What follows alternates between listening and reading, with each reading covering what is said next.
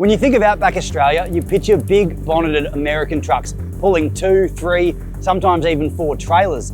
You don't picture this. However, all over Australia, smaller, rigid trucks are doing God's work, delivering milk, mail, bread to small towns around regional Australia. So we're taking Isuzu's new F Series from Adelaide to Coober Pedy, 850k of nothing, to see if the new Euro 6 models can handle the bush. We're at the Isuzu Trucks dealership at Burton, just north of Adelaide. We've hijacked Isuzu sales trainer Tim Richardson's regional roadshow. We've got 2 N Series demos behind us, and they're on an FYJ 8x4 up front, and there's a long road ahead of us. Let's get into it. Good to see you, Tim. You too, Kobe. Thanks for coming along on our National Roadshow. Absolutely, thanks for having me. So we've got the new FY up the front. Yeah, what's this trailer setup? Because it's different. So this is the FYJ with the new CTE tilt tray and trailer. Yep. So it's a new design for those guys. Obviously the first one they built on the Euro 6 model. It's actually designed where we can utilise the tilt tray without having to disconnect the trailer. So you got your jackknife it. Yeah. Truck off the first trailer, truck off the second trailer. Down, cool. Which is ideal for the National Roadshow because obviously we want to take these trucks on and off and show customers and dealers around the country. But you're not burning fuel in these little N Series. Absolutely. Chuck them on the back of here, let the FY do the work. And look, we all love the N Series and they're a great, comfortable little truck, but not a highway truck. Darwin's a long way, so absolutely, and this thing will handle it with ease. So absolutely. Looking forward to driving it. Thanks for having me along. Yeah, no, thanks for coming. And as I said, it's part of the National Roadshow, so we're doing Adelaide to Darwin this week, and then off to Queensland and working our way down the East Coast. It's a big year ahead still. Absolutely. Appreciate you letting me hijack your journey, and better get into it then. Bloody oath, let's go.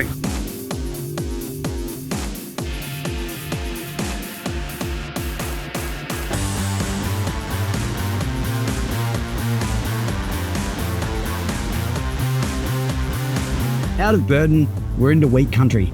The F Series settles in fast as the landscape flattens out and the towns space out. Our first stop on our Outback Odyssey is Loch Eel, and behind me, Lake Bumbunga. Now, it's famous for the Loch Eel monster out there, and I'm told that if we go a little bit further up, there's the original Loch Eel monster made out of old truck tyres. Apparently, some guys at the pub one night decided that was a good idea. This lake's also apparently pink, but right now, there's been a lot of rain out here, so it's full of water. From the lake, it's a quick run up to Port Pirie. The F Series feels much like the outgoing models on the road, albeit with a little bit more technology and a far more comfortable Isuzu seat, which my back's thankful for right now.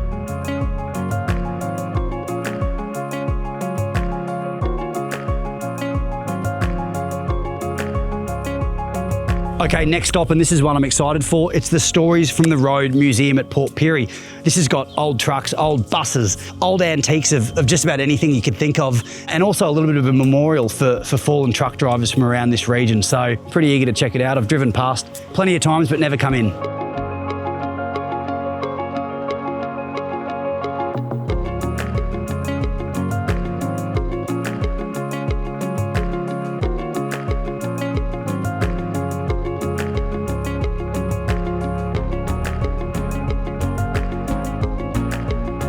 Now this is something special. It's a Kenworth C510. It's known as Slingshot. A lot of Adelaideans will probably know that already. Tri-drive, twin steer. It's got a V12 Caterpillar engine making 800 horsepower. This thing used to pull road trains around WA and more recently the Territory, and it's been loaned to the museum for a period of time so that people like us can come and check it out. It is incredible. The sleep is massive. This thing's really, really cool. Now, this is special. I've never seen one. I actually hadn't heard of one of these before today. It's a Roots TS3. It's a 3-cylinder engine, 2-stroke, but it has 2 pistons per cylinder. They actually come in, it's sort of like a boxer. They're horizontally opposed. They come in, create compression, a little injector on the top, squirt some diesel in, boom, pistons out. So you've got the performance of a 6-cylinder, but it's a little 3-cylinder. And I'm told the reason for that is you paid less rego. But the main reason these things are so popular or so revered is they sound like nothing else. You ready, guys?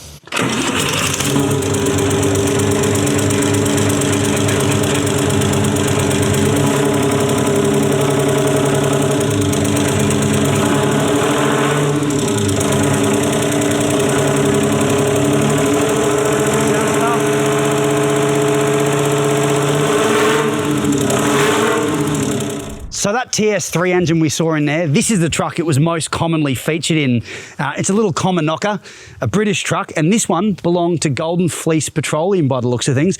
It's seen better days. This one actually has a slant 6, but plenty of them had that TS3 diesel, so pretty cool. I kind of want one. You go to any conference, ATA, they're trying to talk about how do we get young guys into trucks. Bring back cool trucks, because common knockers, they sound good. Yeah.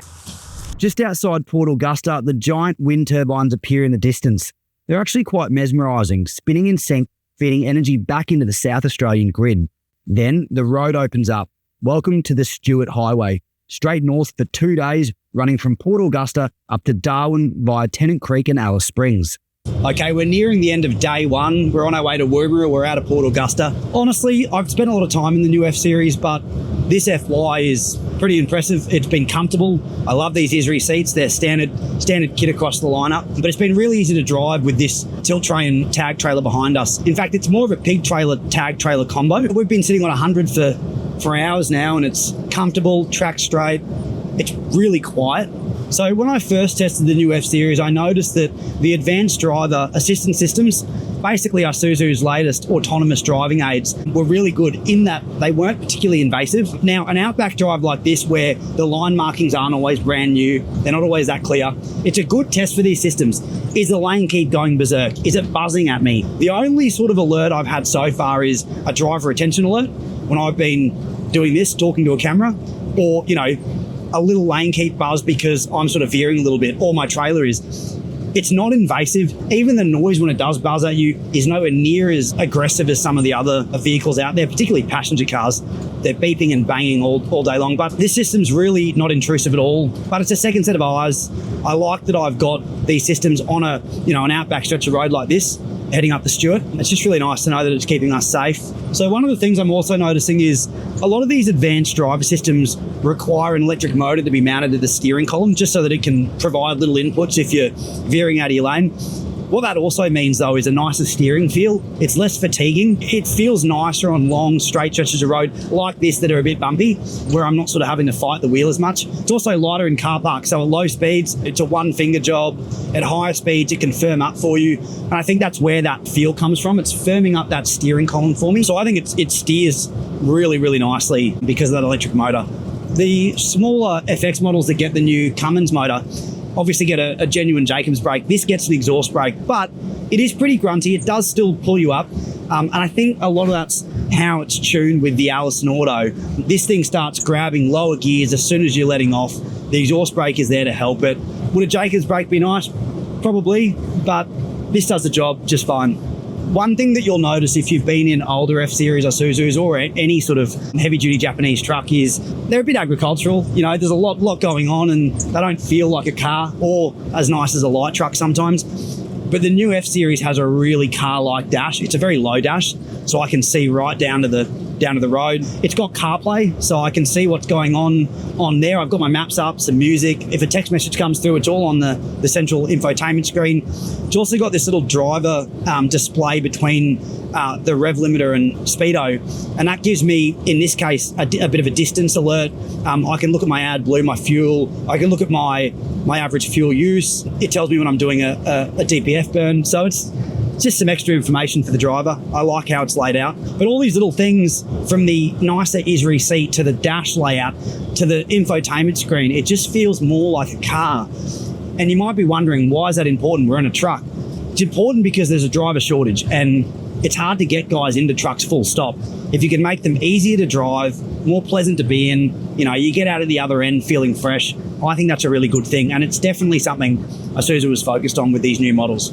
So 355 horsepower might not sound like a whole lot, but we're at about 25 tonnes now, and it's heaps. I really can't tell I'm pulling this. It's rated to 45 tonnes. Obviously, at those kind of weights, you'd be working harder. But this engine's pretty grunty, doesn't mind working, and the Allison Auto, they get the job done. So we ended day one in Woomera. It's a little 1950s military town. It was once bustling with US troops, and now it's only got about 140 people left. But they left behind some of their planes, their missiles, and, I'm told, a 6-lane bowling alley.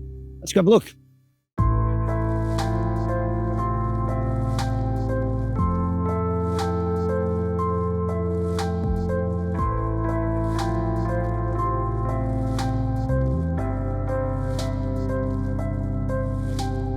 How cool is this? This is Redstone. It's the rocket that sent Australia's first satellite up into orbit back in 1967.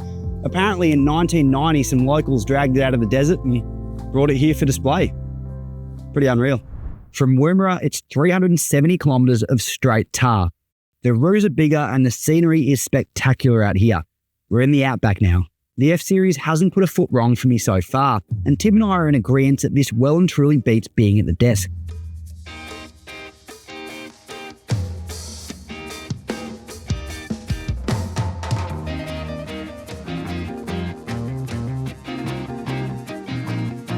All right, we're at Coober Pedy, the end of our journey and the Opel capital of the world. There's also a lot of flies, so excuse those.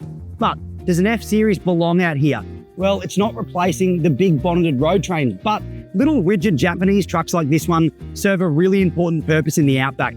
We've driven up from Adelaide, we've done about 1,000 kilometres, and you know what? It's been incredible. It's comfortable, it's got plenty of technology, it's really safe, and it's done it with ease. Well, I think the new Euro 6 F Series is going to fit in just fine in the Outback. I think we've earned a beer. Head to trucksales.com.au for the full story. Please like and subscribe for more videos like this one, and tell me in the comments what's your favourite Outback location that you've been to in your truck.